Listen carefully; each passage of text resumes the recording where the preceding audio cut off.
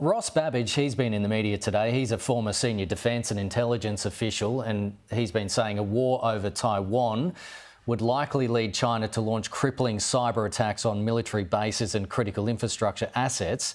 Is Air Marshal's Goldie's appointment reflective of that concern in Canberra, do you think? Oh, I don't think so. Cyber has been a big problem for such a long time, and the fact that we've got someone in this position probably took a lot of thinking about how do we develop an overall strategy to work on defending against these issues. And that example may be one particular issue, but we have got worries about cyber left, right and centre. We have it as national issues of state actors. We've also got script kiddies that we need to worry about, all these types of attacks that can actually cause all sorts of harm. So I don't think it's down to one particular cause at all. Professor, if there was this type of leadership at the time of the Optus and Medibank hacks, what could have been different in our response, do you think? And maybe what would have changed for the outcome for the millions of Australians affected, if anything at all?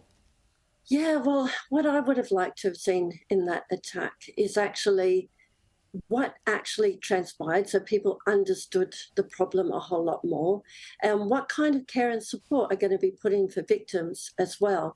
So not just the fact that they need to protect their data, but what happens to their data and what exactly do they need to do. Also understanding that humans aren't all at the same level of cyber readiness, and so that role could actually coordinate that and understand how to communicate that out to people. And also the psychological harm that happens as well, what kind of support will happen. But I think in addition to that, one of the issues that came up with that attack was actually the question of ransomware.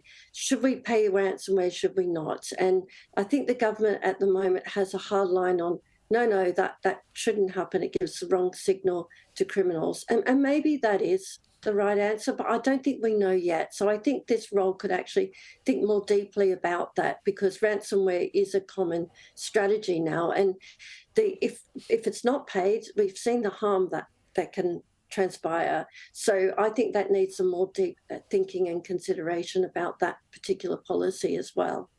Professor, Russian-linked criminal gangs say they've published 1.45 terabytes of data from the HWL Ebsworth attack on an estimated 40 government departments onto the dark web. Cybersecurity Minister Claire O'Neil this morning will not be drawn on what sort of information was stolen, or wouldn't be specific of the departments that were affected. But do we have confirmation that government documents have ended up on the dark web from this hack? Do you know anything about that? I know nothing about what's gone out. I think it's important that we get some transparency over it soon in terms of what might affect victims and what's happening with their data and what do they need to be worried about, what they need to do. Well, it's really interesting to talk to you, Professor. Thanks so much for your time today. That's Monica Whitty there.